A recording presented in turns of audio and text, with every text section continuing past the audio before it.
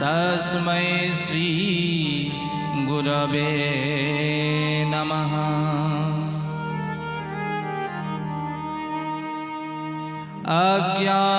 अज्ञानतिमिरान्धस्य ज्ञानाञ्जनशलाकया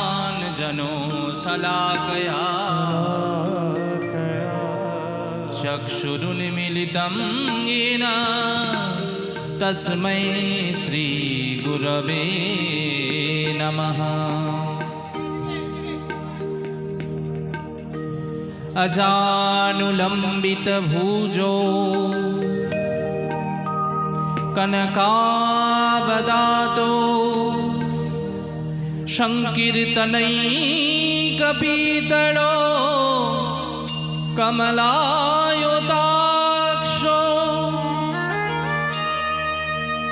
विश्वम्भरो द्विजवरो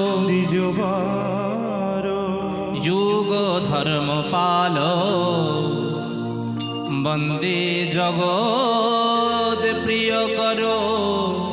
करुणावतारो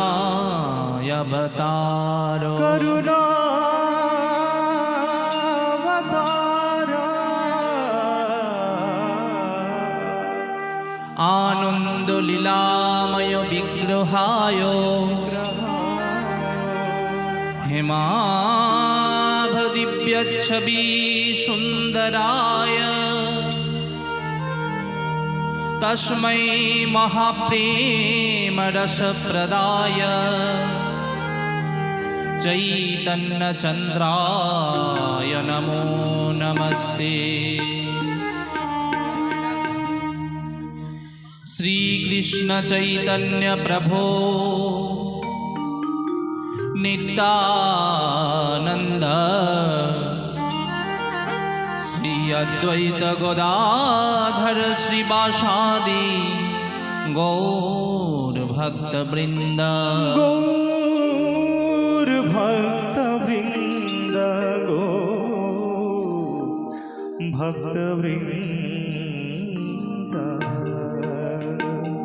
वृंदावै तुलसी देव्यै प्रिया वै केशवस्य च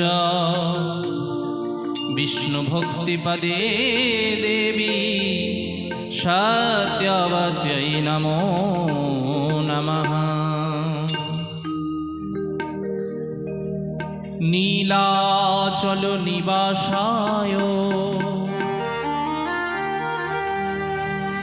नित्याय परमात्मने बलभद्र सुभद्राभ्यं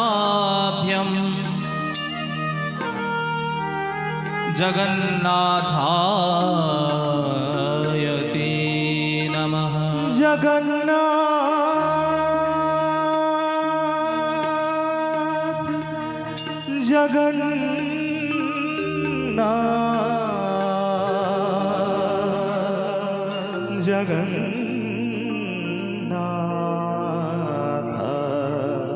जगन्नाथायते नमः। कस्तूरी तिलकं ललाटपटले बक्षस्थले कौस्तभं नासाग्रे हरिचन्दनसुललितं कंठे च मुक्तावली गोपस्त्री परिविष्टितो विजयते गोपालो गोपालो चूड़ामणि।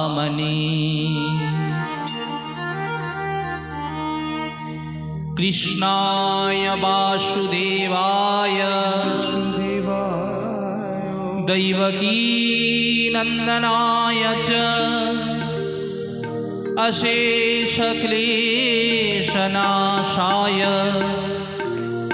गोविन्दाय नमो नमः। गोविन्दाय नमो नमः। तप्तकाञ्चन गौराङ्गी राधे वृन्दावनेश्वरी वृषभानुसुतां देवीं त्वं नमामि हरिप्रिया। जय जय राधारमण राधारमण जय जय नवलोकिशोर जय गोपीचित्तचोर प्रभु जय जय माखन चोर।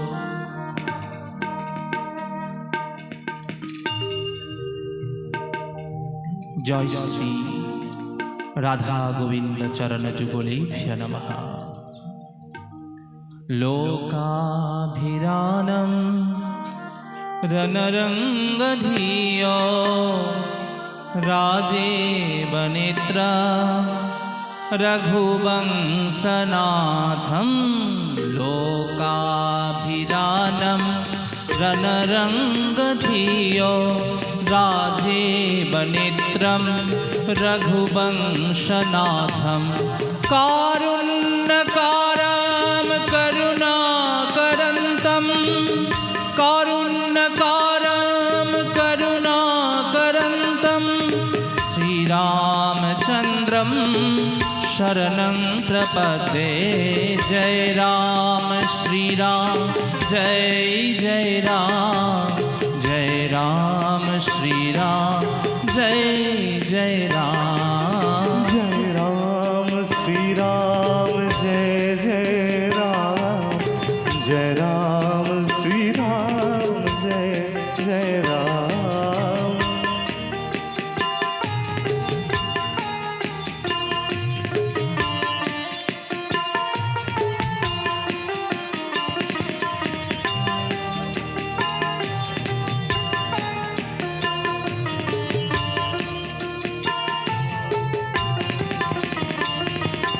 जय राम श्री राम जय जय राम जय राम श्री राम जय जय राम।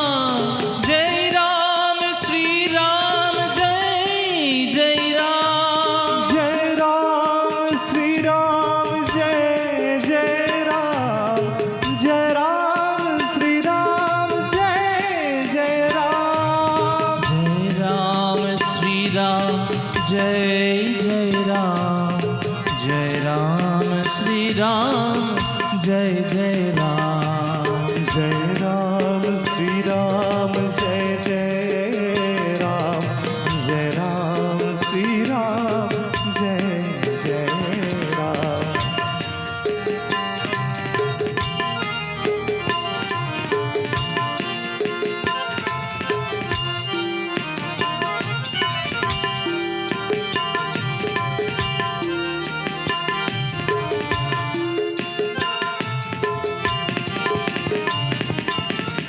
राम श्री राम जय जय राम जय राम श्री राम जय जय राम। जय राम श्री राम जय जय राम जय राम श्री राम जय जय राम। जय राम श्री राम जय जय राम जय राम श्री राम जय जय राम। जय राम श्री राम जय जय राम जय राम श्री राम जय जय जय जय श्री राम। जय श्री राधा माधव।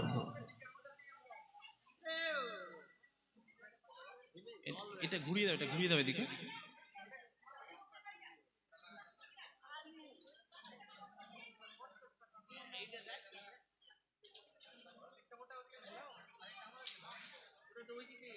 ওটাকে ঘুরিয়ে নিতে হবে।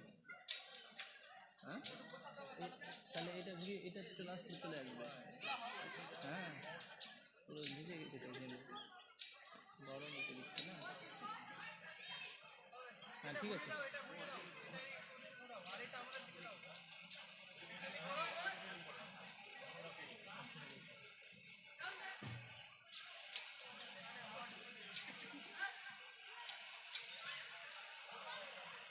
একটু ঘুরিয়ে দাও তাহলে হবে।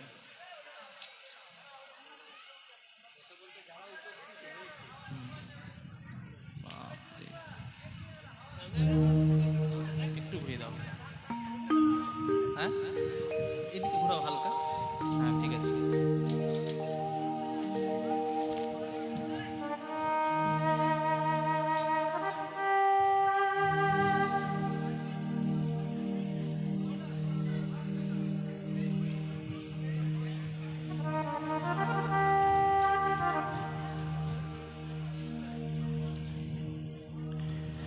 জয় গৌরহরি, জয় রাধা মাধব। উপস্থিত যারা এই ভাগবত মঞ্চে বসে দিব্য কথার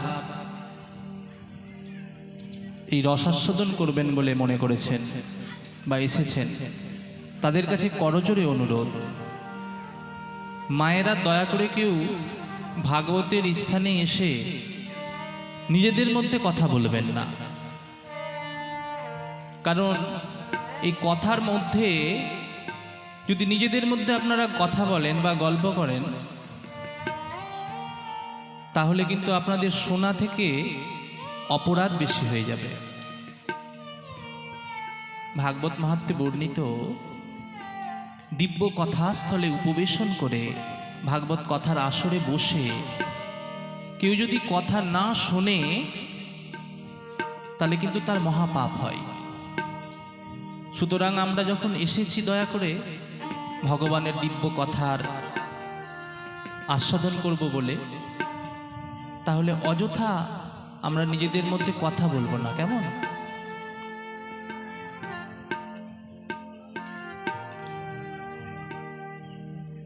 আচ্ছা মায়েরা, আপনারা গীতা পাঠ কারা কারা করেছেন বলুন তো বাড়িতে? গীতা পাঠ করেছেন কেউ? গীতা পাঠ করেছেন? বাহ। আর শুনেছেন কারা কারা? গীতা পাঠ শুনেছেন সবাই? আচ্ছা, গীতা পাঠের যখন গীতা পাঠ সম্পন্ন হয়, তো গীতা পাঠ করার পরে কি পাঠ করতে হয় কেউ বলতে পারবেন? যেটা পাঠ করলে, না পাঠ করলে গীতা পাঠ বৃথা হয়ে যায়। কি? গীতা মাহাত্ম্য। এই যে একটা মা বলল গীতা মাহাত্ম্য। গীতা পাঠ করার পর যদি গীতার মাহাত্ম্য পাঠ না করা হয়, তাহলে সমস্ত পাঠ বৃথা হয়ে যায়। কিন্তু এই ভাগবত পাঠের ক্ষেত্রে একটু উল্টোটা। গীতা পাঠ করে যেমন গীতার মাহাত্ম্য পাঠ করতে হয়, এই ভাগবত মহাপুরাণে রয়েছে যে ভাগবত পাঠ করার পূর্বে, মানে আগেই ভাগবতের মাহাত্ম্য পাঠ করতে হয়। আগে মাহাত্ম্য পাঠ, তারপরে এই শ্রীমদ্ ভাগবত মহাপুরাণ পাঠ। তো আগে মাহাত্ম্য আমরা শ্রবণ করব, তারপর আমরা এই ভাগবতের মধ্যে প্রবেশ করব। সকলে করজোড়ে হাত করে ভাগবত মাহাত্ম্যের প্রথম শ্লোক ব্যাসদেব মহারাজ যখন লিখেছেন, সেই শ্লোকটা আমরা আস্বাদন করব। এবং যারা যারা বলতে পারবেন আমার সঙ্গে সঙ্গে বলবেন। সচ্চিদানন্দ রূপায় বিশ্ব উৎপত্ত্যাদি হেতবে তাপত্রয় বিনাশায় শ্রীকৃষ্ণায় বয়ং নমঃ। সচ্চিদানন্দ রূপায় বিশ্বোৎপত্ত্যাদি হেতবে তাপত্রয় বিনাশায় শ্রীকৃষ্ণায় বয়ং নমঃ। ভগবান সৎ চিৎ আনন্দময়। এই সচ্চিৎ আনন্দময় ভগবান আমাদের ত্রিতাপ জ্বালা এই ত্রিতাপ জ্বালা থেকে আমাদের নিবারণ করেন, সেই ভগবান কৃষ্ণকে আমরা সকলে একত্রে প্রণাম করি।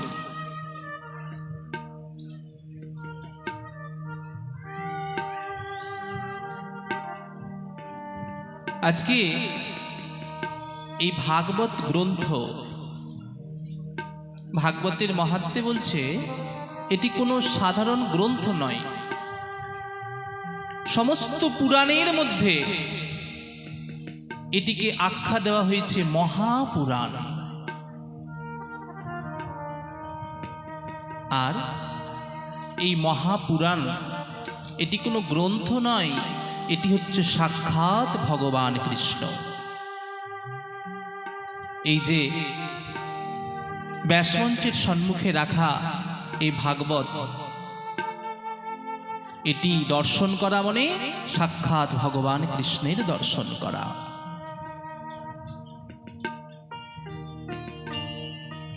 তাই ভাগবত কথা শ্রবণ করতে গেলে মাঝে মাঝে কিন্তু একটা কথা বলতে হয়। কি কথা আপনারা জানেন তো? যে কথা বলতে গেলে মানুষের জন্ম জন্মান্তরের পাপ দূরীভূত হয়ে যায়। পাঠ চলাকালীন মাঝে মাঝেই কিন্তু আপনাদেরকে বলতে হবে সেই কথা, সেই নাম। কার নাম? রাধার নাম না কৃষ্ণর নাম?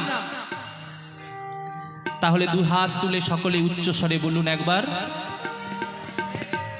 আরো জোরে, আরো জোরে, রাধে রাধে। রাধা নাম যত উচ্চারিত হবে তত আমাদের দেহের মধ্যে যে আত্মা রয়েছে, শুষ্ক আত্মা, সেই আত্মা তত পবিত্র হবে। রাধা নামের এত মহিমা।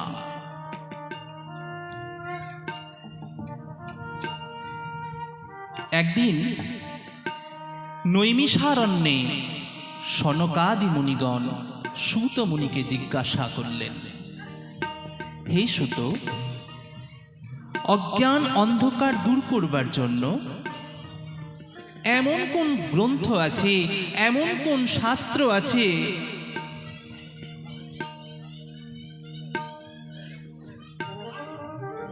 যে শাস্ত্র পাঠ করলে মানুষের কর্ণের তৃপ্ততা পাওয়া যায়? এমন কোন শাস্ত্র, এমন কোন গ্রন্থ রয়েছে? ভক্তি, জ্ঞান, বৈরাগ্যের দ্বারা যেভাবে বিবেকের বিকাশ লাভ হয়, আজকে নৈমিষারণ্যে সৌনকাদি মুনিগণ সূত মুনিকে প্রশ্ন করলেন। আর এই যে ভাগবত, এই ভাগবত মহাপুরাণে কটি শ্লোক রয়েছে, কটি অধ্যায় রয়েছে, এইগুলো যখন মুনিকে প্রশ্ন করছেন, মুনি কিন্তু উত্তর দিয়ে যাচ্ছেন। উত্তরে উগ্রশোভা সূতমুনি বললেন, জন্ম মৃত্যুর আবর্ত হতে উদ্ধারকারী সকল সিদ্ধান্তের সার কথা।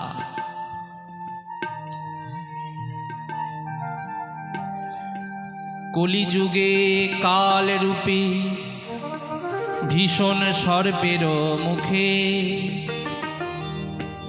কলিহত জীব সমুদয়, শ্রীমদ্ ভাগবত শাস্ত্র শ্রী শুকের মুখে ব্যক্ত, শ্রবণে বিনাশ কলিভয়। শ্রীমদ্ ভাগবত শ্রী ভগবানের স্বরূপ, ভক্তি ভরে পূজিত হলে পূজকের সকল কামনা পূর্ণ হয় এই গ্রন্থ শ্রবণে।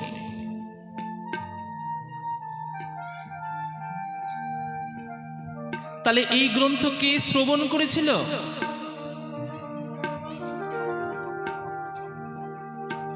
এই গ্রন্থ শ্রবণ করেছিল পরীক্ষিত রাজা।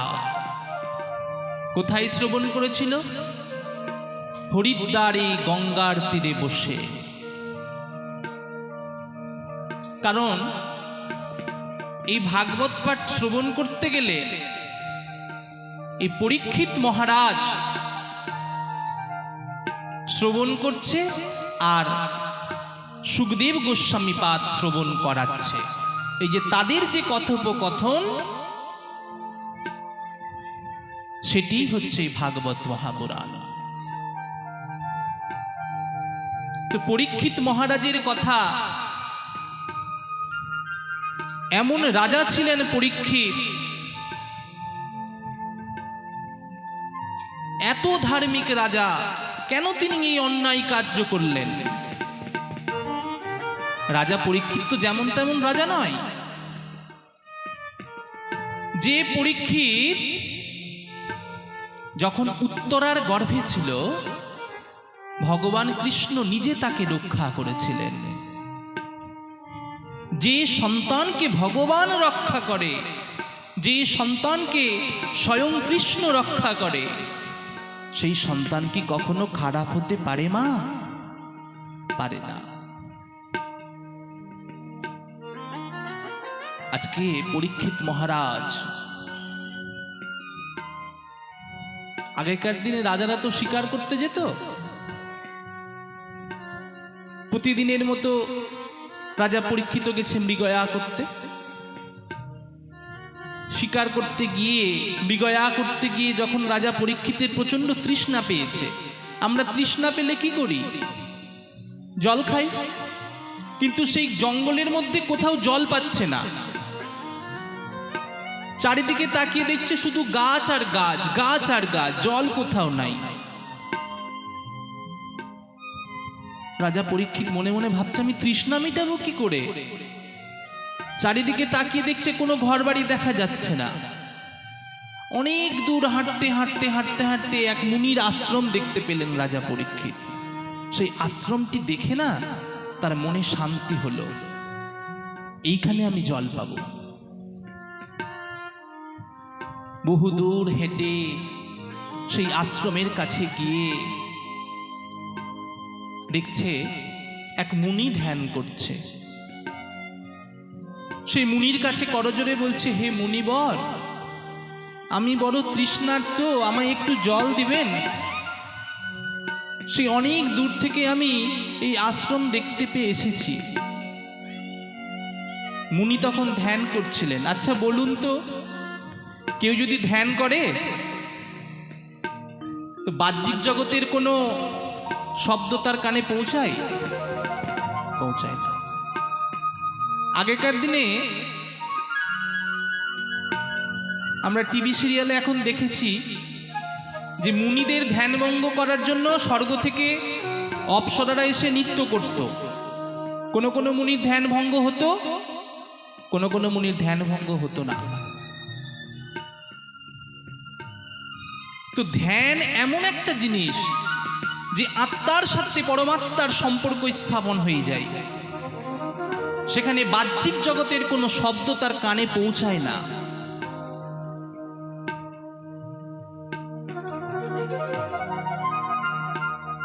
আপনারা বাড়িতে পুজো আচ্ছা করেন, গোপাল সেবা করেন, অনেকের বাড়িতে গোপাল আছে, অনেকের বাড়িতে নিত্য সেবা হয়।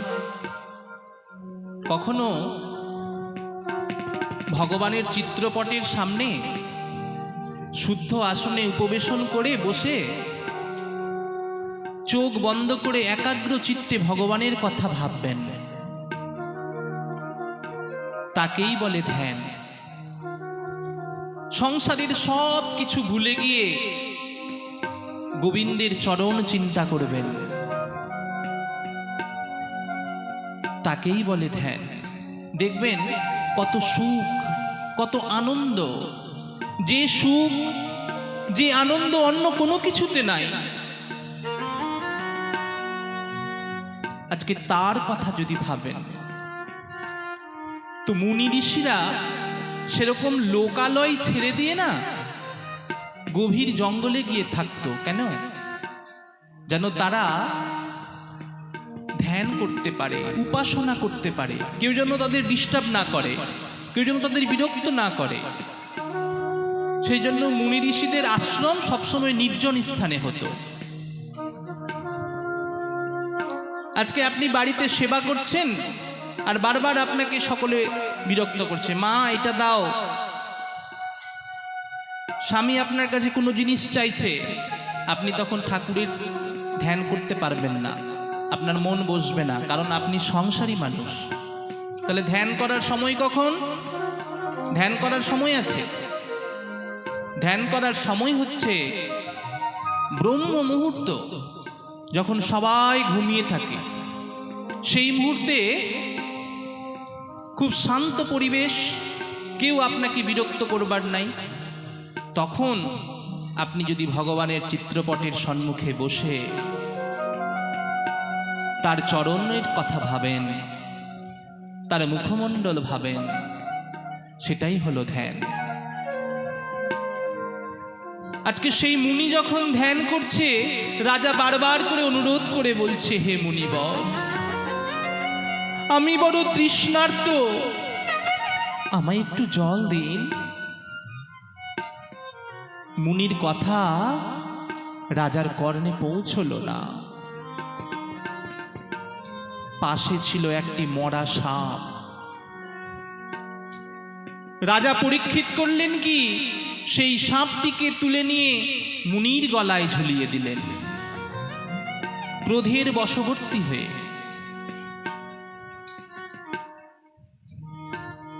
মুনি কিছুই জানতে পারলেন না। মুনিপুত্র জানতে পারলেন। মুনিপুত্র অভিশাপ করে দিলেন, যে আমার পিতার গলায় মরা সাপ ঝুলিয়ে দিয়ে গেছে, আমি তাকে অভিশাপ করছি, 7 দিনের মধ্যে তক্ষকের দংশনে তার মৃত্যু হবে। 7 দিনের মধ্যে তক্ষকের দংশনে তার মৃত্যু হবে। মুনিপুত্র যখন অভিশাপ করলেন, মুনি ধ্যান চোখে জানতে পারলেন। মুনির ধ্যান ভঙ্গ হলো। মুনি তার পুত্রকে বলছে, কি করলি পুত্র, তুই কাকে অভিশাপ করলি? জানিস না রাজা পরীক্ষিত কত বড় ধার্মিক রাজা? পুত্র, অন্যায় তো আমি করেছি। সে আমার কাছে এসেছিল জল চাইতে, আমি তাকে জল দিতে পারিনি। ওরে পুত্র, তুই কি জানিস, যদি কোনো তৃষ্ণার্ত কারো কাছে জল চাই, যদি তাকে জল না দেওয়া হয়, এর থেকে বড় পাপ কর্ম আর কিছু হয় না রে পুত্র। তুই যখন মুনিকে অভিশাপ দিয়েছিস, যা যা যা, তুই যখন রাজাকে অভিশাপ দিয়েছিস, যা পুত্র যা, তুই রাজাকে জানিয়ে আয় তার পরমায়ু 7 দিন।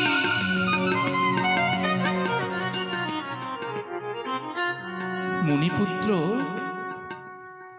রাজাকে জানিয়ে এলেন, হে রাজা, আমি তোমায় অভিশাপ করেছি, তোমার পরমায়ু 7 দিন। 7 দিনের মধ্যে তক্ষকের দংশনে তোমার মৃত্যু হবে।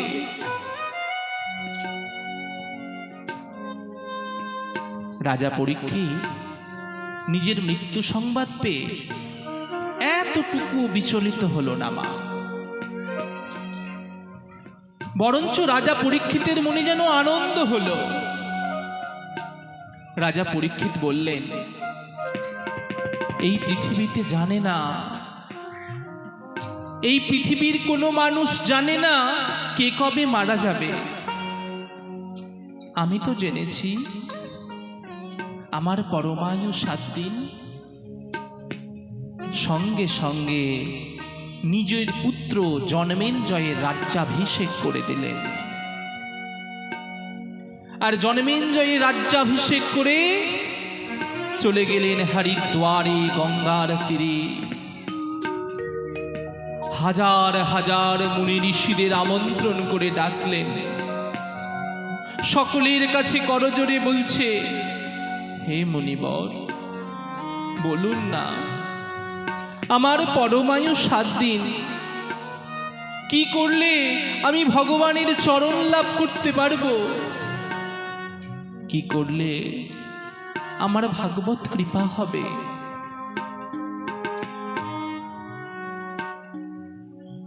এক একজন মুনি ঋষি এক এক ধরনের কথা বললেন।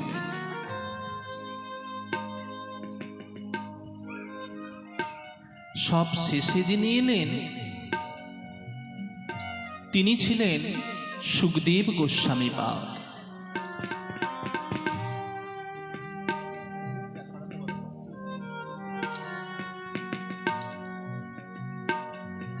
সেই সুখদেব গোস্বামী পাদ বলল,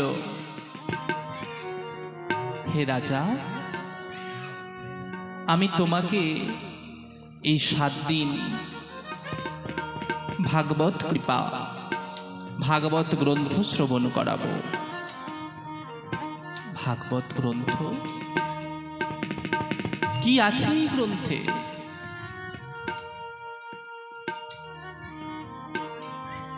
সুখদেব গোস্বামী বললে, এই যেমন তেমন গ্রন্থ নয় রাজা, এই ভাগবত গ্রন্থই তোমাকে মুক্তির পথ বলে দিতে পারে। এই কলিযুগে একমাত্র মোক্ষ প্রাপ্তির গ্রন্থই হচ্ছে ভাগবত মহাপুরাণ। এই ভাগবত মহাপুরাণ যদি তুমি শ্রবণ করো, তাহলেই তুমি গোবিন্দ চরণ লাভ করতে পারবে। আজকে হরিদ্বারে গঙ্গার তীরে বসেছে রাজা পরীক্ষিত, আর ব্যাস মঞ্চে বসেছে সুখদেব গোস্বামী পাদ। শুরু করলেন ভাগবত কথামৃত পাঠ।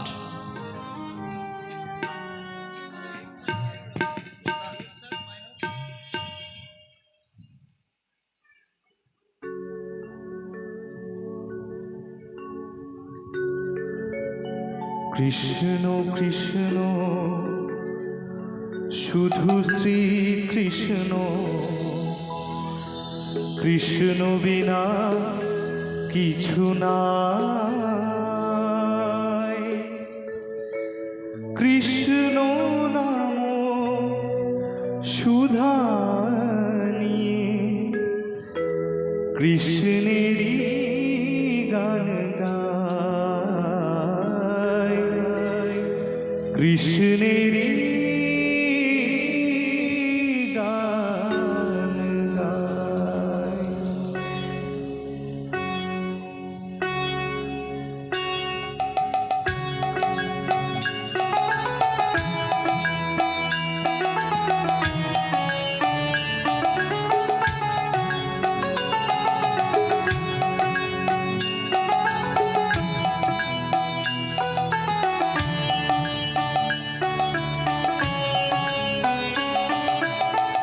কৃষ্ণ কৃষ্ণ শুধু শ্রী কৃষ্ণ, কৃষ্ণ বিনা কিছু নাই। কৃষ্ণ নাম সুধা নিয়ে কৃষ্ণেরই গান গায়, কৃষ্ণেরই গান গায়। কৃষ্ণ কৃষ্ণ শুধু শ্রী কৃষ্ণ, কৃষ্ণ বিনা কিছু নাই। কৃষ্ণ নাম সুধা নিয়ে কৃষ্ণেরই গান গায়, কৃষ্ণেরই গান গায়। बोलिए भक्त वत्सल भगवान की जय हो।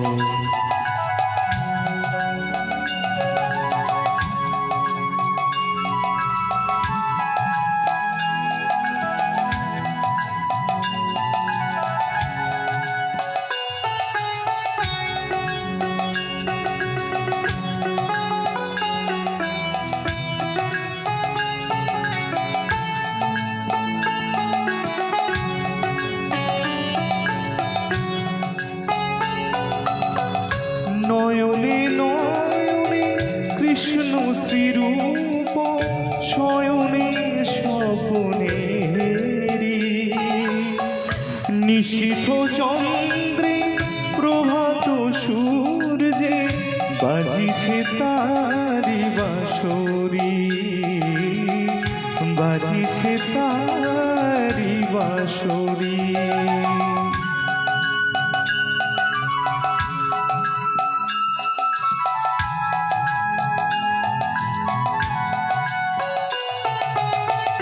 নয়নে নয়নে কৃষ্ণ শ্রীরূপ শয়নে স্বপনেরি নিশীথ চন্দ্রে প্রভাত সূর্যে বাজিছে তারি বাঁশরি,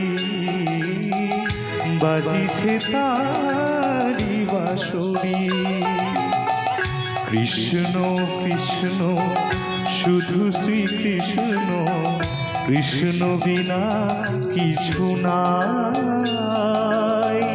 কৃষ্ণ নাম সুধা নিয়ে কৃষ্ণেরই গান গায়, কৃষ্ণেরই গান গায়।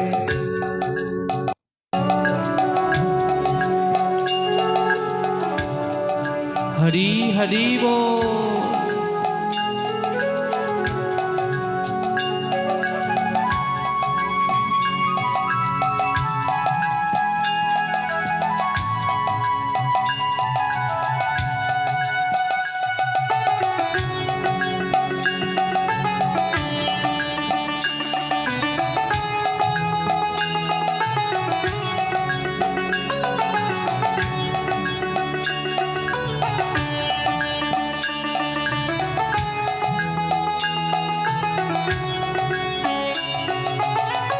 গগনে গগনে কৃষ্ণ মূরতি, নয়নে নয়নে হেরি শৈল চূড়াতে সাগর সলিলে তুমি যে শঙ্কাহারি, তুমি যে শঙ্কাহারি।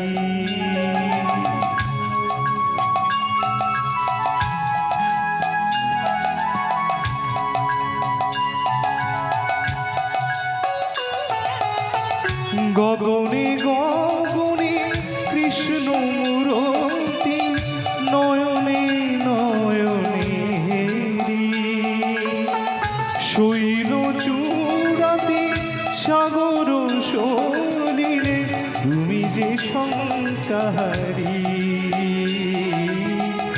তুমি যে শঙ্কাহারি।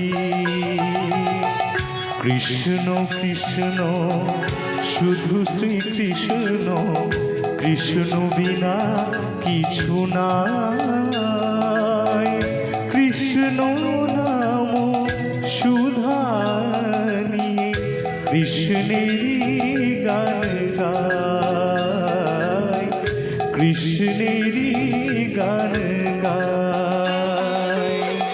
কৃষ্ণ কৃষ্ণ শুধু শ্রীকৃষ্ণ, কৃষ্ণ বিনা কিছু নাই। কৃষ্ণ নাম সুধা নিয়ে কৃষ্ণেরই গান গায়, কৃষ্ণেরই গান গায়, কৃষ্ণেরই গান গায়, কৃষ্ণেরই গান গায়। बोलो भक्तवत्सल भगवान की।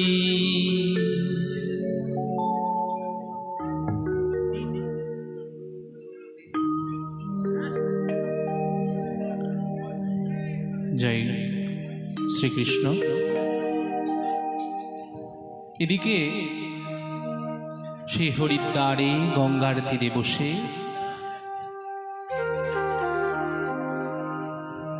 রাজা পরীক্ষিত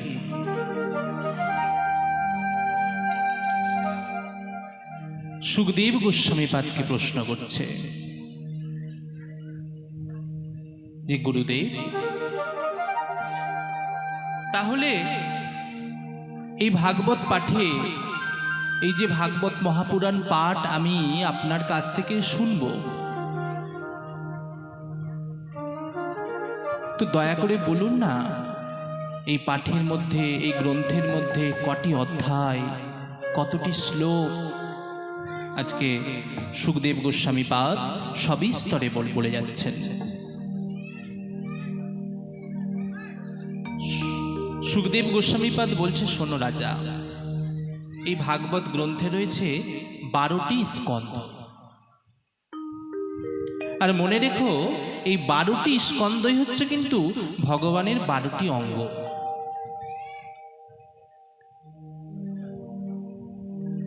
বারোটি স্কন্ধ সমান ভগবানের 12টি অঙ্গ। আর শ্লোক আছে 18,000 শ্লোক, আর অধ্যায় 335টি। তাহলে এই 12টি স্কন্ধ কি কি, আর এই 12টি স্কন্ধতে কি কি আছে?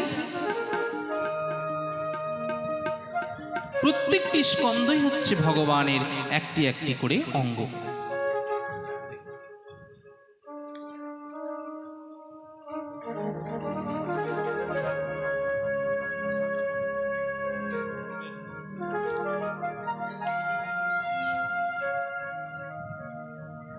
প্রথম স্কন্ধ এবং দ্বিতীয় স্কন্ধ হচ্ছে ভগবানের 2টি চরণ।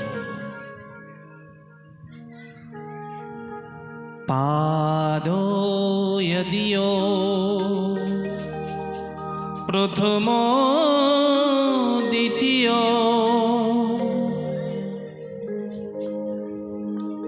পাদয়দিও প্রথম দ্বিতীয়, তৃতীয় তুরীয় কথিতো यदूरो, नाभिस्तथा पंचम एव षष्ठो, भुजान्तरन्दो युगलं तथान्यो, कंठस्थराजन् नवमो यदीयो, मुखारविन्दं दशम प्रफुल्लम्, एकादश यस्य ललाटपट्यं, শিরোপি তু দ্বাদশৈব ভাতি। এই যে প্রথম থেকে দ্বাদশ স্কন্ধ পর্যন্ত, প্রথম ও দ্বিতীয় স্কন্ধ হচ্ছে ভগবানের 2টি চরণ। যে চরণের লালসায় দেবতারা পর্যন্ত সদা সর্বদা তার ধ্যান করেন। আর তৃতীয় চতুর্থ স্কন্ধ ভগবানের 2টি উরুদেশ। পঞ্চম স্কন্ধ ভগবানের নাভিদেশ। ষষ্ঠ স্কন্ধ ভগবানের হৃদয়, যে হৃদয়ে ভগবানের সকল ভক্তরা থাকে। সপ্তম অষ্টম স্কন্ধ ভগবানের 2 বাহু যুগল। নবম স্কন্ধ হলো ভগবানের কণ্ঠ। দশম স্কন্ধ ভগবানের মুখারবিন্দম। একাদশ স্কন্ধ ভগবানের ললাট। আর দ্বাদশ স্কন্ধ ভগবানের শিরোপদে।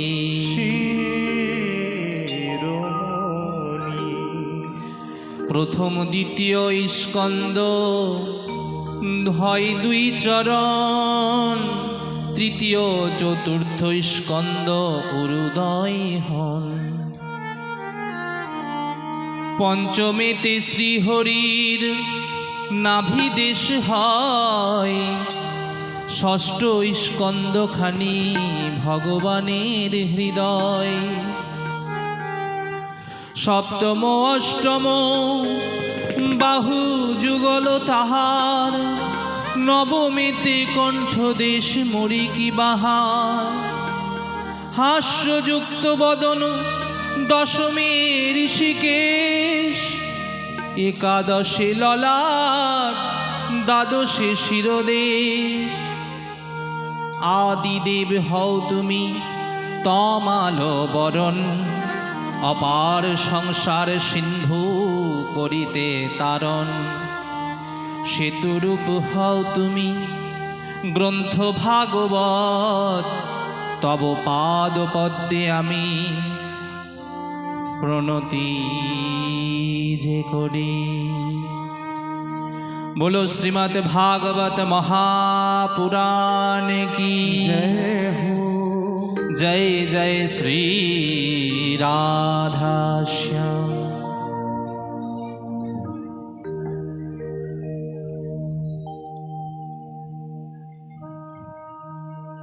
আজকে এই যে আমরা ভগবানের নাম, ভগবানের গুণকীর্তন এই ভাগবতের মধ্যে দিয়ে শ্রবণ করছি, মাঝে মধ্যে একটি করে ভজন হচ্ছে, কৃষ্ণ কৃষ্ণ শুধু শ্রীকৃষ্ণ, কৃষ্ণময়। এই যে কৃষ্ণ নাম, এই কৃষ্ণ নাম কিন্তু মা আগে এত উচ্চারিত হতো না। এখন এই কৃষ্ণ নাম যত প্রচার হয়েছে, আগে কিন্তু এই নামের এত প্রচার ছিল না। তাহলে এই নাম এত প্রচার হলো কিভাবে? কে আনলো এই নাম? সে সাধারণ কেউ নয়, সে হচ্ছে অবতারের সার, গোড়া অবতার চৈতন্য ভাগবত তার ব্যাখ্যা দিলেন। চৈতন্য ভাগবতে স্পষ্ট বর্ণিত যে এই মহানাম আজকে যে এত ছড়িয়েছে, যিনি ছড়িয়েছেন তিনি আমাদের গৌর সুন্দর ভগবান।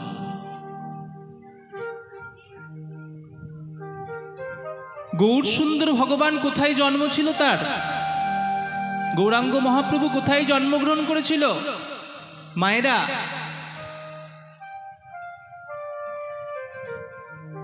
আমি একটু আগে বললাম না যে ভাগবত কথাস্থানে বসে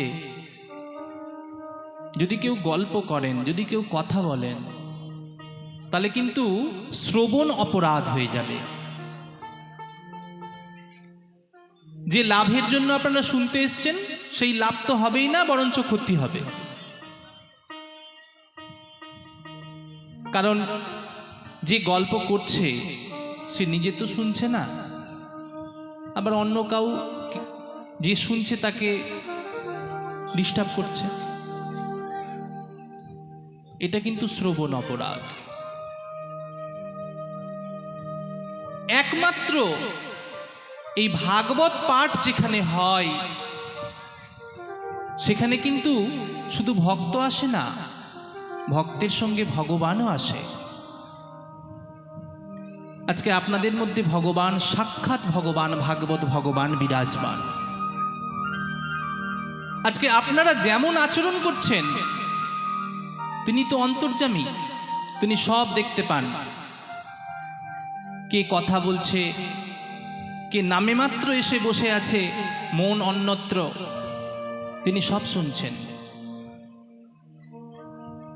সিসিটিভিতে লুকালেও তার সিসিটিভিতে কিন্তু নজরদারিতে এড়াতে পারবেন না।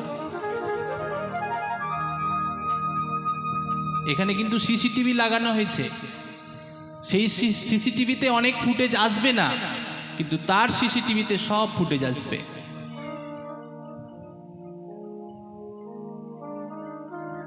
সুতরাং একাগ্র হৃদয়ে বসে মন এক করে শান্তভাবে যতক্ষণ বসবেন শুধু তার চিন্তা। প্রেম সে বলো আরো জোরে, আরো জোরে বলো ভক্তবৎসল ভগবান কি।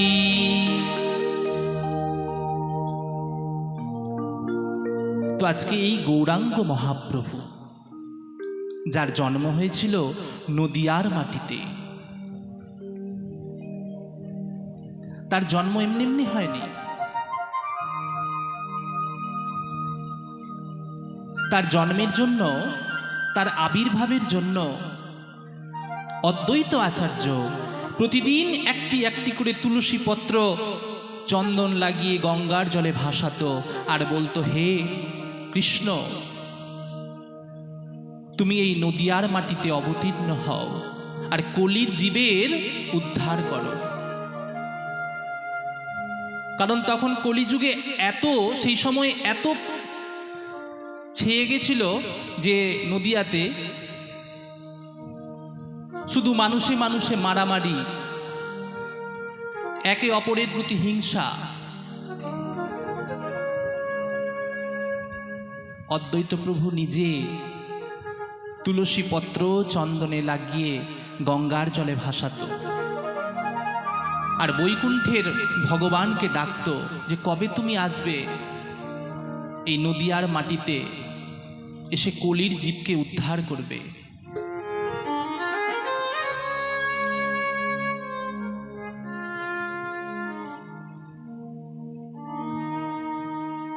গৌরাঙ্গ মহাপ্রভু, যার নাম ছিল নিমাই,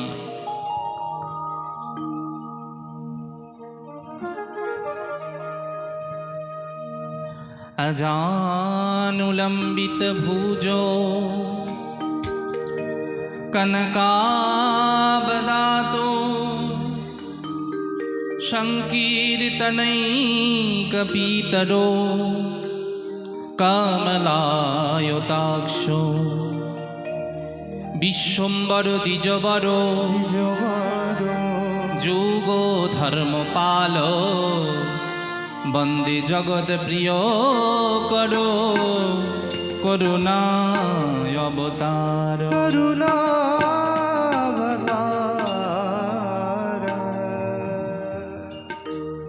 যেমন এই ভাগবত মহাপুরাণ রচনা করেছেন ব্যাসদেব, চৈতন্য ভাগবত লেখলেন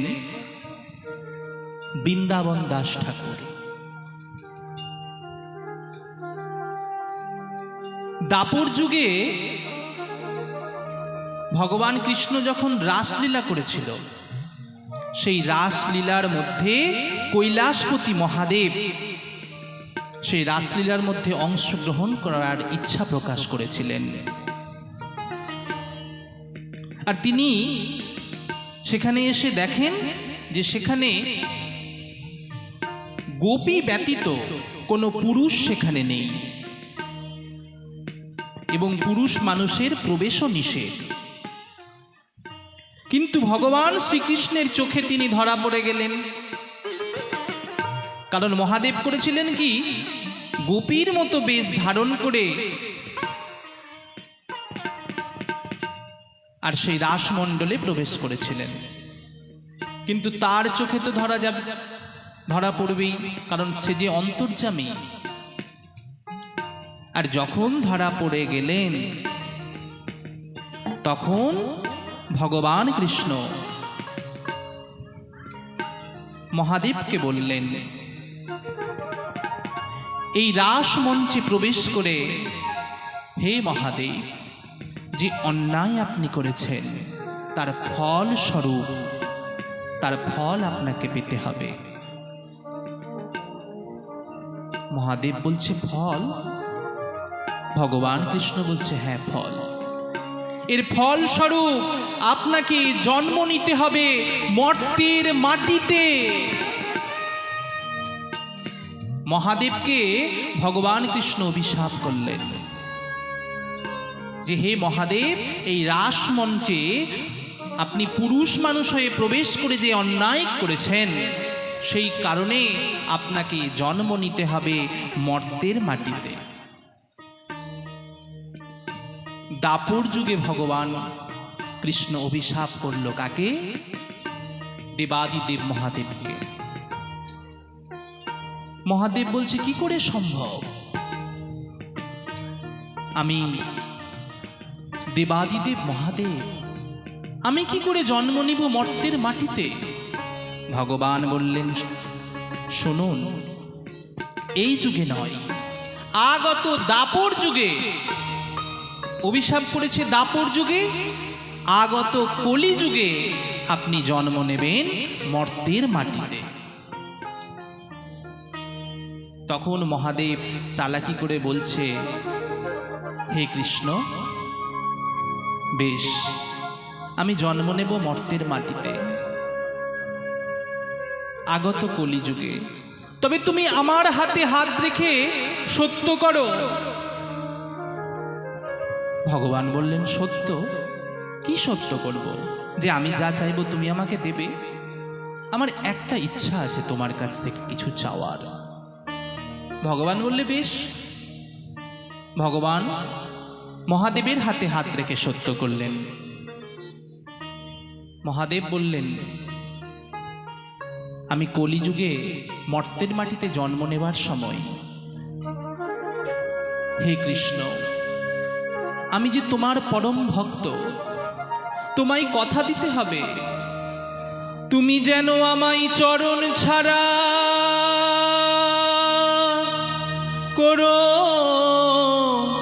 করোনা ঠাকুর। ভগবান কৃষ্ণের হাতে হাত রেখে মহাদেব সত্য করলেন এবং কৃষ্ণ বললেন, বেশ। সেই কৃষ্ণ কলিযুগে এলো গৌরাঙ্গ মহাপ্রভু রূপে নদিয়ার মাটিতে, আর মহাদেব অদ্বৈত আচার্য রূপে জন্মগ্রহণ করলেন।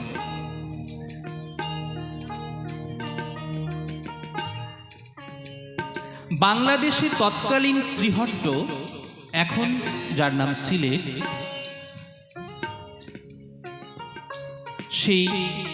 সেইখানে নবগ্রামে পুণ্যতীর্থ নামক স্থানে আনুমানিক 1432 সালে এক বারেন্দ্র ব্রাহ্মণ পরিবারে আবির্ভূত হয়েছিলেন এই অদ্বৈত আচার্য প্রভু। মাঘ মাসের শুক্লপক্ষের সপ্তমী তিথি, পিতার নাম শ্রী কুবের মিশ্র আর মাতা নাভা দেবীর গর্ভে। শ্রী কুবের পণ্ডিত বহুকাল অপুত্রক ছিলেন, তার কোনো সন্তান সন্ততি হচ্ছিল না। বৃদ্ধ বয়সে এসে তিনি এই পুত্র রত্ন লাভ করেন। পুত্রের নামকরণ করেন মঙ্গল। সুন্দর আঁখির জন্য তার নাম রাখেন কমলাক্ষ। আর মহাপ্রভু তাকে নাম দেন নারা। অদ্বৈত আচার্যর বয়স যখন 12 বছর পূর্ণ হল, তখন পুণ্যতীর্থ থেকে শ্রী কুবের পণ্ডিত সপরিবারে নদিয়ার শান্তিপুরে এসে পাকাপাকিভাবে বসবাস করতে লাগলেন। অদ্বৈত আচার্যর পিতা অদ্বৈত প্রভুকে নিয়ে নদিয়ার শান্তিপুরে এসে থাকতে লাগলেন এবং গুরুকুলে পুত্র কমলাক্ষকে বিদ্যাভ্যাস করালেন। পুত্র কমলাক্ষ আচার্য উপাধি লাভ করল, অনেক বড় পণ্ডিত হলেন। এরপর নিজের টোল খুলে বসলেন।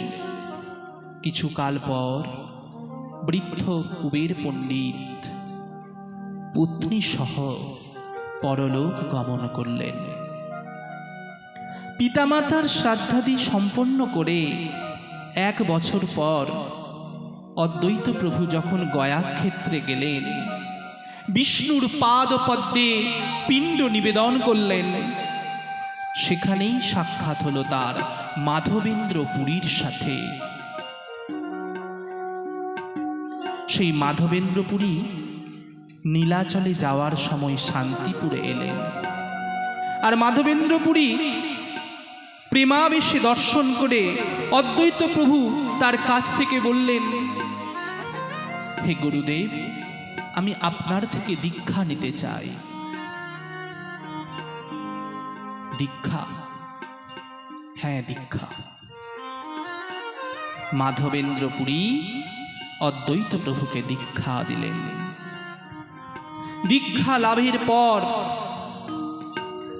তিনি হলেন অদ্বৈত আচার্য। এবার অদ্বৈত আচার্য গেলেন বিভিন্ন তীর্থক্ষেত্রে পরিভ্রমণ করতে। শেষে বৃন্দাবনে গেলেন। বৃন্দাবনে রাধার যে অষ্টসখী, তার মধ্যে যিনি ছিলেন বিশাখা, সেই বিশাখার হাতের অঙ্কিত ভগবান কৃষ্ণের চিত্রপট নিয়ে এলেন আপন গৃহে এবং শুরু করলেন ভগবান কৃষ্ণের সেবা সেই চিত্রপটের মধ্যে। গুরুদেব মাধবেন্দ্র পুরী দেখলেন অদ্বৈত প্রভু শুধু কৃষ্ণের চিত্রপটে তার আরাধনা করছেন। তখন মাধবেন্দ্র পুরী এক রাধার চিত্রপট এনে আর অদ্বৈত প্রভুকে উপহার দিয়ে বললেন, অদ্বৈত, তুমি যুগল সেবা করো। কেন জানো? যিনি রাধা তিনি কৃষ্ণ। লীলারস আস্বাদিতে কৃষ্ণের বাম অঙ্গ থেকে রাধারানীর সৃষ্টি হয়। ভগবান কৃষ্ণের আহ্লাদিনী শক্তি শ্রী রাধা। সেই কারণে তুমি যুগল সেবা করো। অদ্বৈত প্রভু রাধাকৃষ্ণের যুগল সেবা শুরু করলেন। এদিকে আত্মীয় পরিজনদের ইচ্ছা হলো অদ্বৈত প্রভুর বিবাহ দেবেন, কিন্তু অদ্বৈত প্রভু রাজি ছিলেন না। তাদের পীড়াপিড়িতে শেষ পর্যন্ত রাজি হলেন শ্রী নৃসিংহ ভাদুরীর এক ধনবান সত্যনিষ্ঠ ব্রাহ্মণ ছিলেন, তার দুই কন্যা সীতাদেবী ও শ্রীদেবী। পিতা নৃসিংহ ভাদুরী মহাশয়ের ইচ্ছায় তার দুই কন্যার সঙ্গে বিবাহ বন্ধনে আবদ্ধ হন অদ্বৈত প্রভু। অদ্বৈত প্রভু ও সীতা ঠাকুরানীর 6টি পুত্র হয়, যার মধ্যে শ্রী অচ্যুতানন্দ। এরপর অদ্বৈত প্রভু ভক্ত সঙ্গে কৃষ্ণ কথায় মজে দিন যাপন করতে লাগলেন। আর কলিজীবের দুর্গতি দেখে অদ্বৈত প্রভু গঙ্গা জলে প্রতিদিন একটি করে তুলসী পাতা ভাসিয়ে দেয় আর বলে, কৃষ্ণ তুমি নদে এসো। এদিকে উত্তর পূর্বাঞ্চলে শ্রীহট্ট জেলা, শ্রীহট্ট নিবাসী উপেন্দ্র মিশ্রের পুত্র, যার নাম ছিল জগন্নাথ মিশ্র। জগন্নাথ মিশ্র এসে নবদ্বীপে বাস করতে লাগলেন। আর সেখানে নীলাম্বর চক্রবর্তীর কন্যা শচীদেবীর সঙ্গে তার বিবাহ হলো।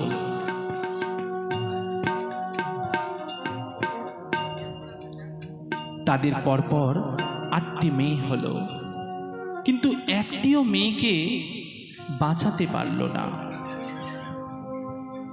শচীদেবী জগন্নাথ মিশ্র গৃহদেবতা নারায়ণ শিলার সম্মুখে কাঁদে আর করজোড়ে বলে, প্রভু আমার সব সন্তান দিয়ে তুমি কেড়ে নিলে। হে প্রভু, হে দয়াময়, কৃপা করো। এমনি করতে করতে ভগবানের কাছে কাঁদতে কাঁদতে তাদের আবার একটি ছেলে সন্তান হলো, পুত্র সন্তান হলো, যার নাম রাখলেন বিশ্বরূপ। তারপর জন্ম হলো চৈতন্য মহাপ্রভুর।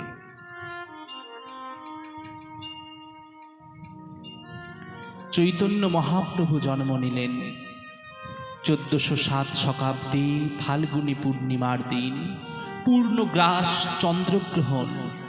সেই লগ্নেই সারা নবদ্বীপবাসী হরিনাম সংকীর্তনে মেতে রয়েছে। এমন সময় জন্ম হলো মহাপ্রভুর। আর মহাপ্রভু জন্ম হয়ে অনেক লীলা করলেন। দাঁড়ে দাঁড়ে গিয়ে নাম বিতরণ করছে। কই গো নদিয়াবাসী, তোমরা একবার কৃষ্ণ বলো, একবার কৃষ্ণ বলে কাঁদো।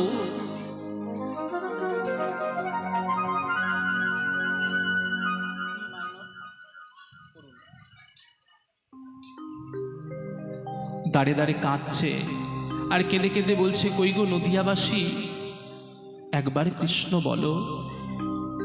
কেউ বলল, কেউ বলল না। মহাপ্রভু মনে মনে ভাবলেন, যদি এই রূপে কেউ আমার কাছে আমার থেকে কৃষ্ণ নাম না বলতে চায়, তাহলে আমি সন্ন্যাস গ্রহণ করব। মহাপ্রভু সন্ন্যাস গ্রহণ করলেন। মহাপ্রভু সন্ন্যাস গ্রহণ করলেন। আর এদিকে বাড়িতে ছিল সচী মাতা, বিষ্ণুপ্রিয়া। সবাইকে ফেলে রেখে নিমাই আমার সন্ন্যাসে চলে গেলেন। ঘর ছাড়িয়া নিমাই আমার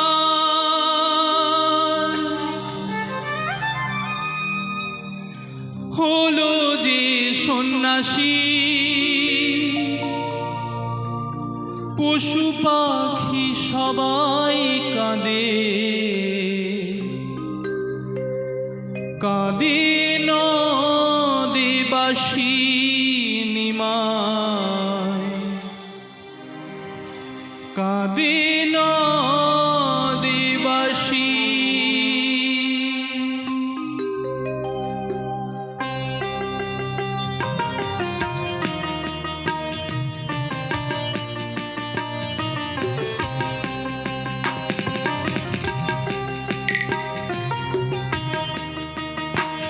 বলো গৌর সুন্দর ভগবান কি।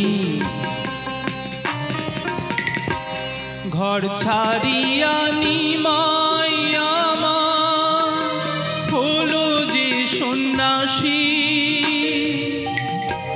পশু পাখি সবাই কাঁদে, কাঁদে নদীবাসী নিমাই, কাঁদে নদীবাসী।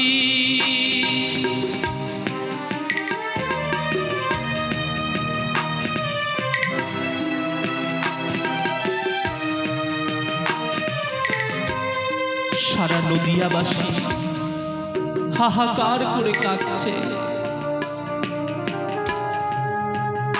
নিতাই ভাই কেঁদে কেঁদে গৌর সুন্দরীর জন্য ধুলাই গড়াগড়ি দিচ্ছে।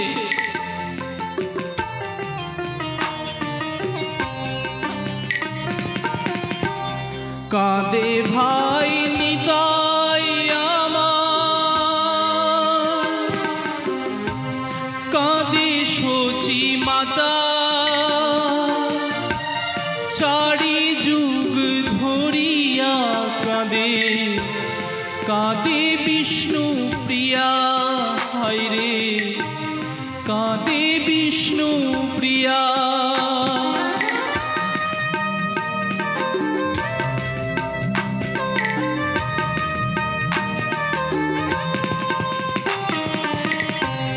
কাঁদে ভাই নিতাই আমার, কাঁদে সচী মাতা।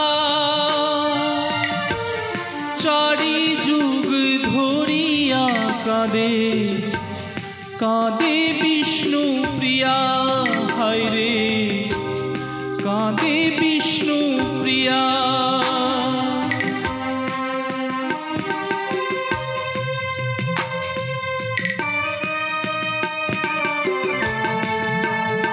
বলো গৌর সুন্দর ভগবান কি।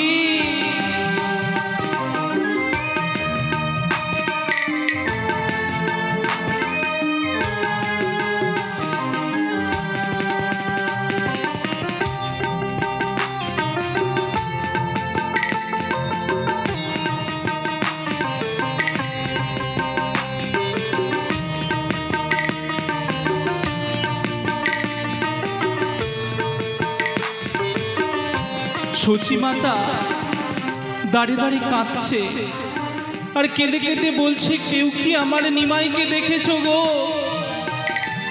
নিমাই ছাড়া যে আমার আর কেউ রইল না। ওগো নদিয়াবাসী, বলে দাও বলে দাও, নিমাই ছাড়া যে আমি আর কিছু জানি না, নিমাই ছাড়া যে আমি থাকতে পারবো না।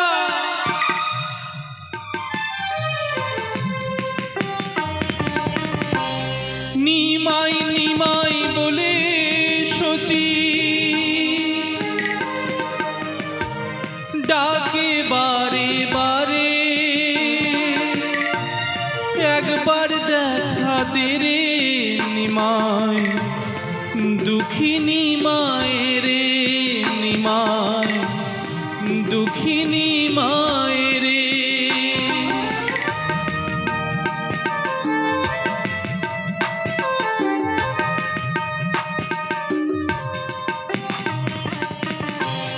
নিমাই নিমাই বলে সচি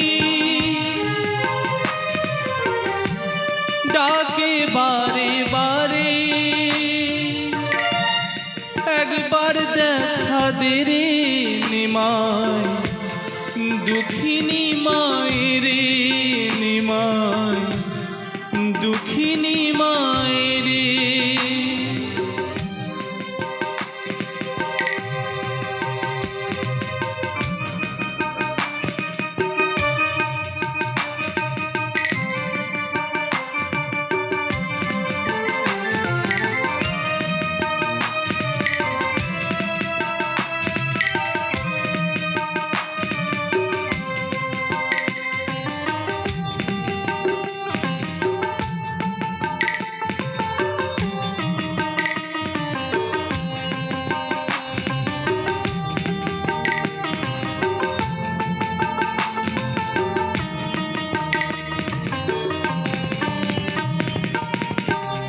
ঘর ছাড়িয়া নিমাই আমার হলো যে সন্ন্যাসী,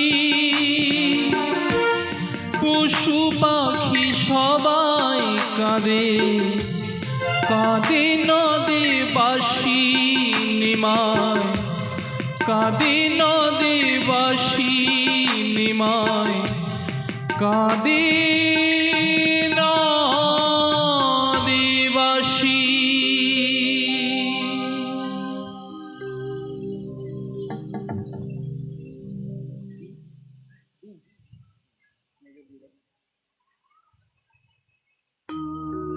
হরি বল।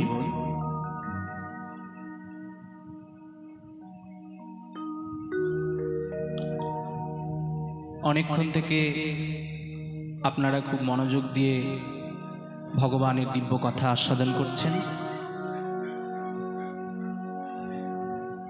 আবার শ্রী রাধার নাম আমরা সকলে দুই বাহু তুলে বলবো।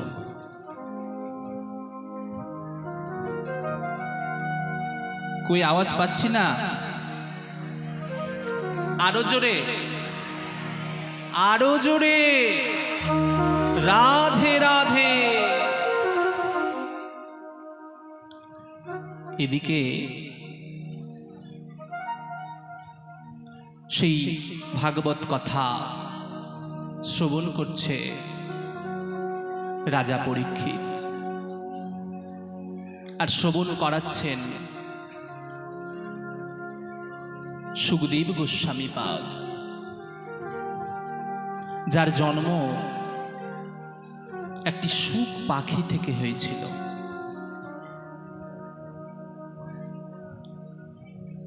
ভাবুন একবার, সুখ পাখি থেকে কি করে জন্ম হলো সুখদেব গোস্বামী পাদের।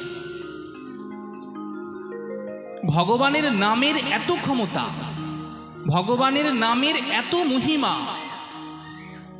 যে নাম বারবার শ্রবণ করলে, বারবার শ্রবণ করলে মহাপাপীও পুণ্য আত্মায় পরিণত হয়। রামায়ণ কে রচনা করেছিল? বাল্মীকি মুনি। তিনি প্রথমে ছিল রত্নাকর দস্যু, কিন্তু প্রতিনিয়ত ভগবানের নাম উচ্চারণ করতে করতে করতে করতে করতে করতে তিনি হয়ে গেলেন সাধু মহাত্মা, লিখে ফেললেন রামায়ণ। তো ভগবানের নামের এত ক্ষমতা, যে নাম বারবার উচ্চারণ করলে, বারবার শ্রবণ করলে আমাদের এই কলিগত জীবের চিত্ত শুদ্ধি হয়।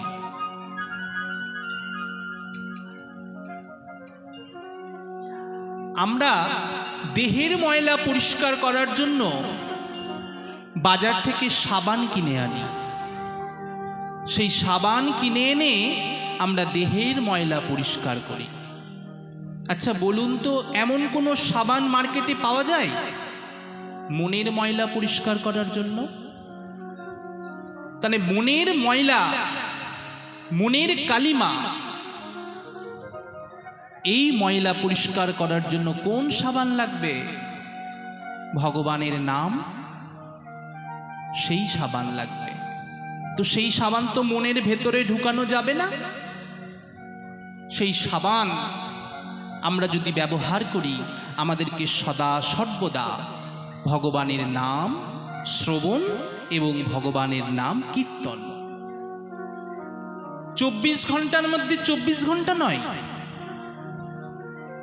দিনে 5 মিনিট করো, 10 মিনিট করো, কিন্তু প্রতিদিন নিয়ম করে একবার হলেও তার নাম স্মরণ করো, কারণ তিনি হচ্ছেন আমাদের সব। আচ্ছা, আমরা যখন মারা যাব, আমাদের এই স্বাদের দেহটা যখন নিয়ে যাবে শ্মশানে, বলুন তো আমাদের সঙ্গে কে যাবে? আত্মীয় পরিজন, কর কুটুম্ব, স্ত্রী পুত্র সন্তান কেউ যাবে? কেউ যাবে না। আমাদের সঙ্গে কি যাবে? আমাদের সঙ্গে যাবে কিন্তু হরিনাম। যখন মরা নিয়ে যাওয়া হয়, মৃতদেহ যখন নিয়ে যায়, আমাদের তো অনেক ঠাকুর, 33 কোটি দেবতা, কালী, দুর্গা, লক্ষ্মী, সরস্বতী, কার্তিক, গণেশ ইত্যাদি। কিন্তু যখন আমাদের শেষ নিঃশ্বাস আমরা ত্যাগ করি, যখন আমরা মারা যাই, তখন কিন্তু একটাই নাম বলতে বলতে নিয়ে যাই, বলো হরি হরি বল। যারা মরে গেছে তাদের উদ্দেশ্যে এই কথা বলে না, যারা বেঁচে আছে এখনো হরি বলে না। সেই কারণে বলা হয় যে যে যাওয়ার সে তো চলে গেল, যে বেঁচে আছে তারা তো কমসে কম একবার হরি বল। তখন কিন্তু বলে না দুর্গা বল, কালী বল, শিব বল, বল হরি হরি বল। এবং শেষের দিনে যে আমাদের সঙ্গে যাচ্ছে, যে সদা সর্বদা আমাদের চিন্তা করছে, কপালে চন্দন দিয়ে আঁকা হয় কার নাম? তার নাম। রামকে, যেই রাম সেই তো কৃষ্ণ, তাই না মা? যে রাম সেই কৃষ্ণ। সত্যে নারায়ণ ত্রেতায় তুমি রাম, দাপরে তে কৃষ্ণ তুমি নব ঘনশ্যাম। সত্যে নারায়ণ, ত্রেতায় রাম, দাপরে কৃষ্ণ।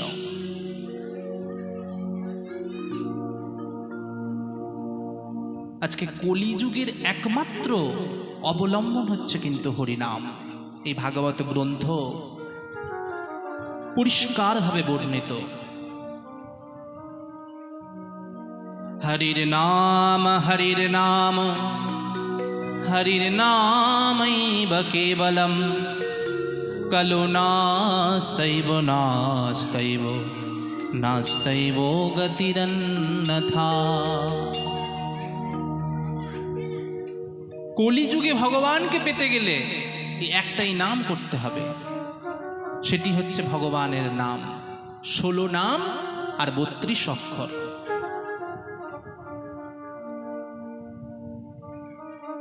যে নাম উচ্চারণে শ্রবণে আমাদের পাপ নষ্ট হয়, সেই নাম করতে লজ্জা কেন? সেই নাম করতে ভয় কেন? রাম নাম করতে ভয়, কৃষ্ণ নাম করতে ভয়, লজ্জা?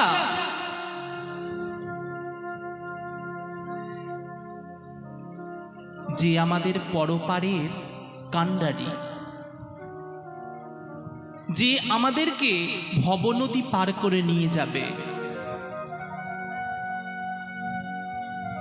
সেই তো আমাদের প্রকৃত বন্ধু।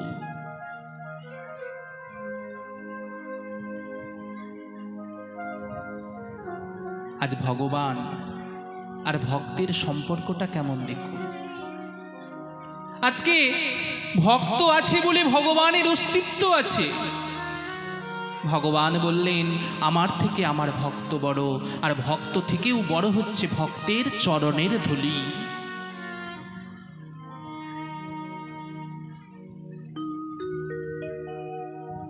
আজকে যিনি বৈষ্ণবের চূড়ামণি, সাক্ষাৎ দেবাদিদেব মহাদেব, আজকে সেই মহাদেব তিনি সদা সর্বদা ভগবানের ধ্যান করেন। তিনি সদা সর্বদা কৃষ্ণ নাম উচ্চারণ করেন। কেন? কারণ আমরা একটা জিনিস ভুল করি মা, আমরা ভগবান আর দেবতাকে গুলিয়ে ফেলি। দেবতা আলাদা, ভগবান আলাদা।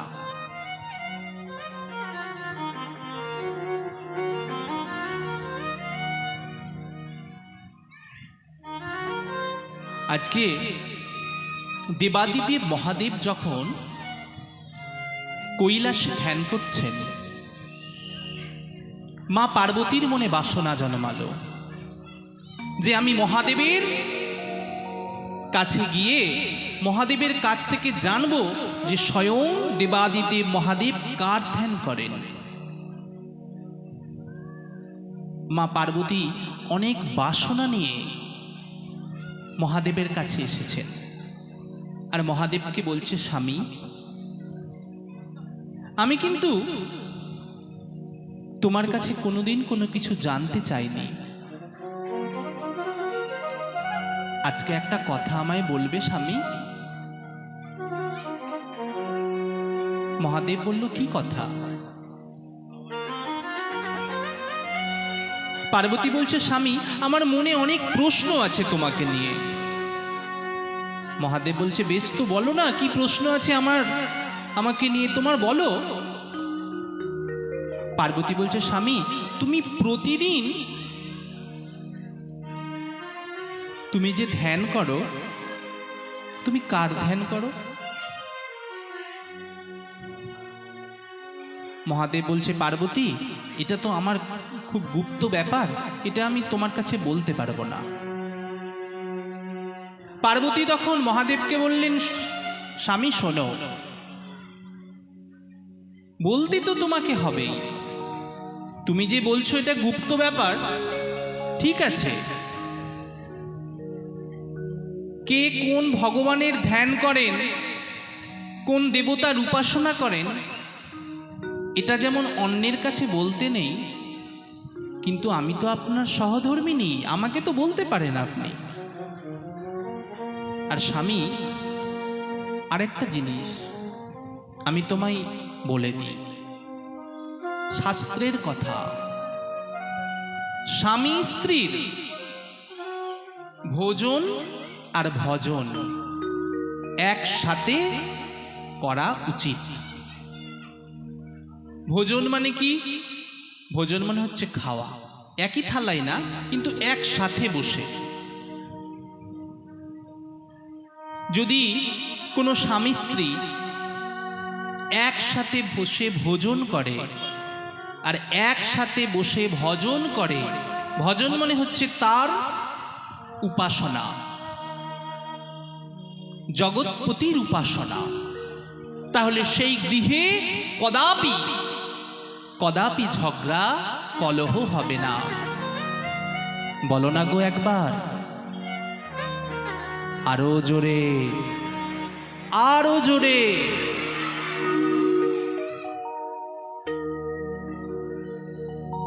তো স্বামী স্ত্রী ভোজন আর ভজন একসাথে করা উচিত। অনেকে যখন দীক্ষা গ্রহণ করে, স্বামীর গুরুদেব আলাদা, স্ত্রীর গুরুদেব আলাদা। এটা কিন্তু ঠিক নয়।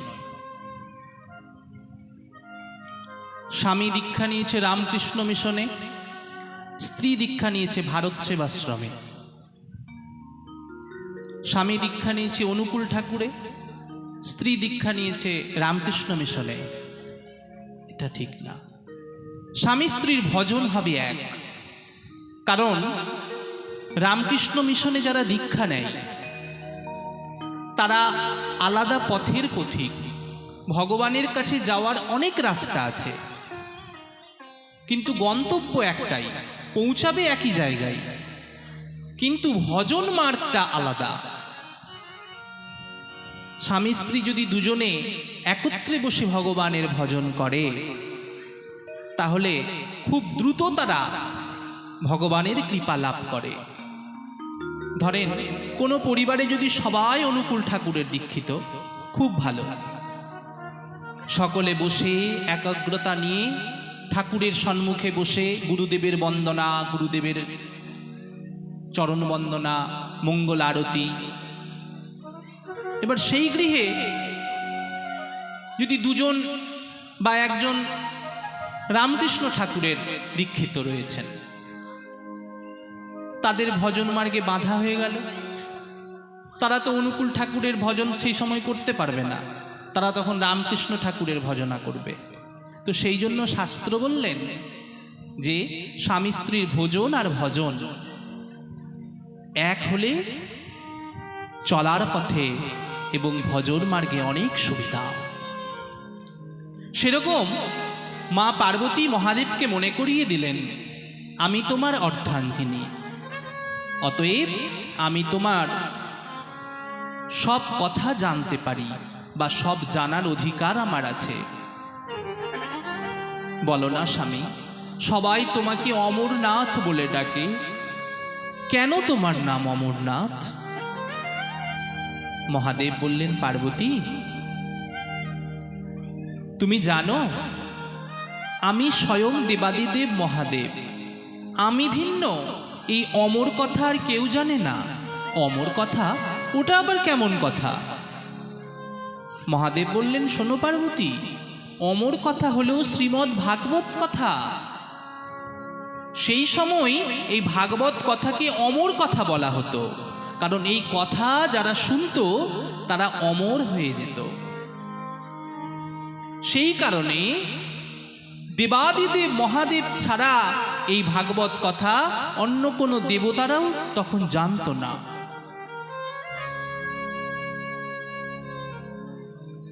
মহাদেব পার্বতীকে যখন এরূপ কথা বললেন, পার্বতী বললেন, স্বামী বলো না, আমার খুব শুনবার ইচ্ছে হচ্ছে, তোমার মুখ থেকে এই ভাগবত কথা আমি শ্রবণ করব। মহাদেব বললেন, পার্বতী এ তো সাধারণ কথা নয় যে যেখানে সেখানে আমি তোমাকে শোনাতেও পারবো না। এই কথা শুনতে গেলে তোমাকে কোনো নির্জন স্থানে যেতে হবে। পার্বতী বলছে, বেশ, তুমি আমাকে যেখানে নিয়ে যাবে চলো, কিন্তু আমি তোমার কাছ থেকে এই অমর কথা, ভাগবত কথা শুনতে চাই। আমার মনে বড় অভিলাষ, কি আছে এই ভাগবত কথায়, আমি জানতে চাই।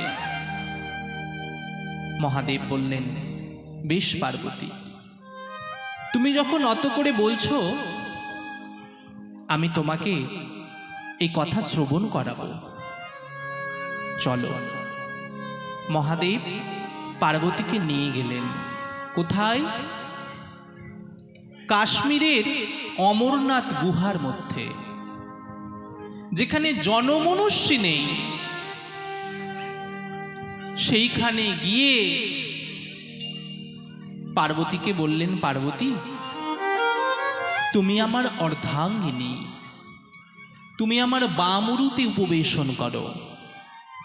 নিজের বাম উরুতে নিজ পত্নী পার্বতীকে বসিয়ে, আর মহাদেব বললেন, পার্বতী, যতক্ষণ আমি এই কথা তোমায় শ্রবণ করাবো, তুমি হ্যাঁ করে করে উত্তর দিয়ে যাবে যে তুমি শুনছো।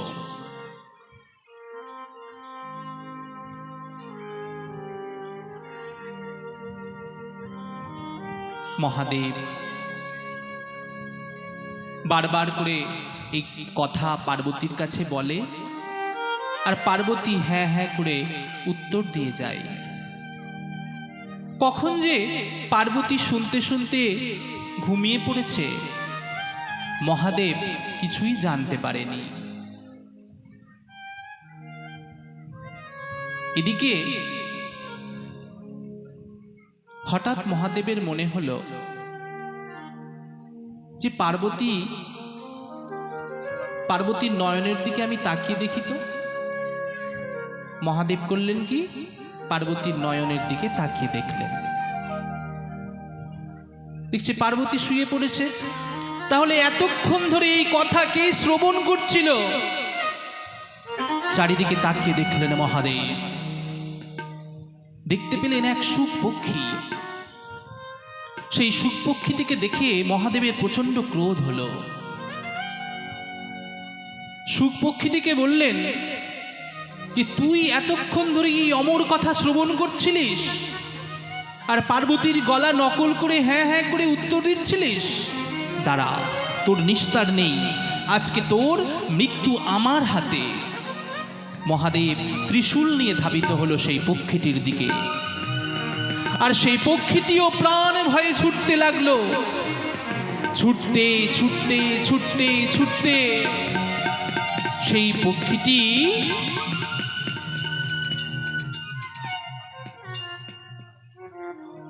ব্যাসদেবের পত্নী দধিচির মুখ গহ্বরে প্রবেশ করলেন, আর সেখান থেকে চলে গেলেন উদরে। মহাদেব গিয়ে দেখছে সুখ পক্ষীটি প্রাণ ভয়ে ব্যাসদেবের পত্নীর মুখ গহ্বরে প্রবেশ করেছে। দেবাদিদেব মহাদেব অভিশাপ করলেন, ওরে পক্ষী, প্রাণ ভয়ে তুই যেখানে লুকিয়েছিস, আমি তোকে অভিশাপ করছি, 16 বছর পর্যন্ত তুই সেখান থেকে বেরোতে পারবি না। 16 বছর সেই ব্যাসদেবের পত্নীর উদরে থাকলো সেই পক্ষীটি। তারপর ব্যাসদেব প্রতিদিন ভাগবত কথা শ্রবণ করায় তার পত্নীকে। আর এই কথা শ্রবণ করতে করতে করতে করতে কখন যে সেই সুখ পক্ষীটি মানবে পরিণত হয়ে গেল কেউ জানে না। আর এই সুখ পক্ষীটি পরবর্তীতে জন্ম হলো সুখদেব গোস্বামী রূপে। আজকে সেই সুখদেব গোস্বামী ব্যাসদেবের পুত্র।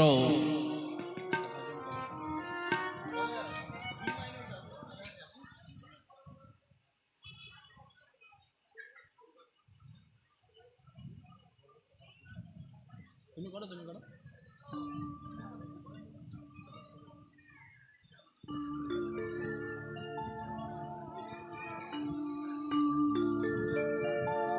আধার জামি একা আমি, হরি বল।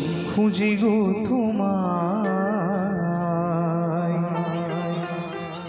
হাতে ধরে পার করে নিও গো আমায়। আধার জামি একাই আমি খুঁজি গো তোমায়, হাতে ধরে পার করে নিও গো আমায়। দয়াল হাতে ধরে পার করে নিও গো আমায়।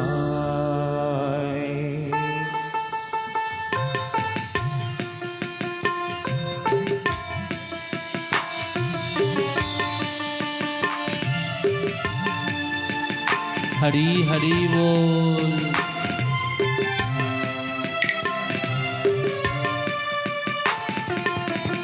আধার জামি একাই আমি খুঁজি গো তোমায়,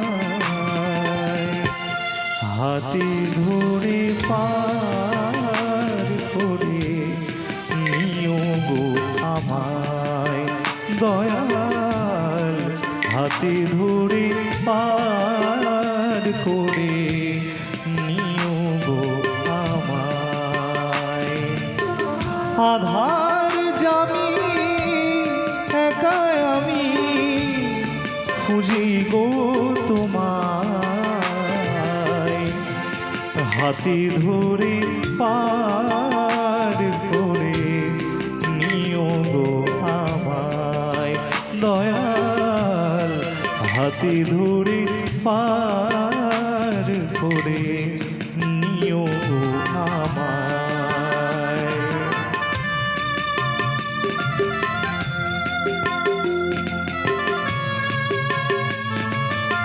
बोलो बोलो भक्त वत्सल भगवान की जय हो।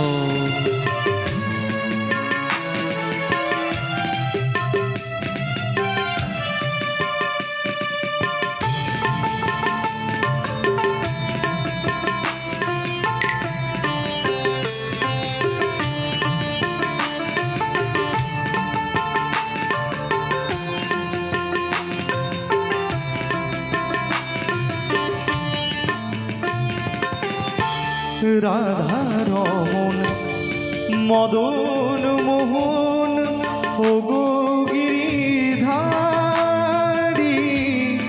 অহরহ বংশী ধ্বনি শুনি গো তোমারি।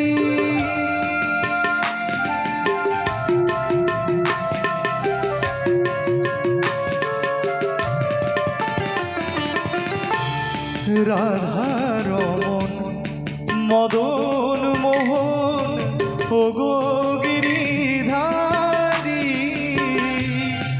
অহরহ বংশী ধ্বনি শুনি গো তোমারি। অভাজনে তুমি বিনে, অভাজনে তুমি বিনে তরাবে কে হায়। হাতে ধরে পার করে নিও গো আমায়। দয়াল হাতে ধরে পার করে নিও গো আমায়।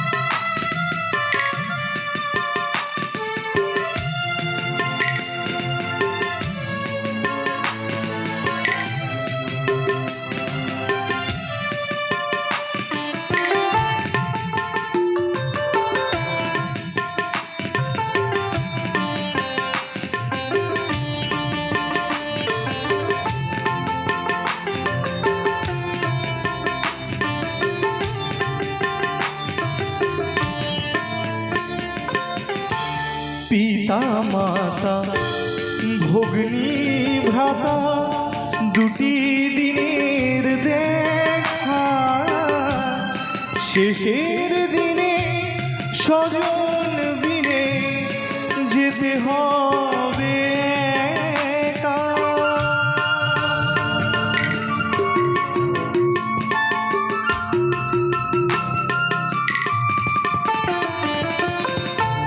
পিতা মাতা ভগ্নী ভ্রাতা দুটি দিনের দেখা, শেষের দিনে স্বজন বিনে যেতে হবে একা। ও চরণে ভক্ত জনে, ও চরণে ভক্ত জনে ঠাই যেন হাতে ধরে পার করে নিও গো আমায় দয়াল, হাতে ধরে পার করে নিও গো আমায়।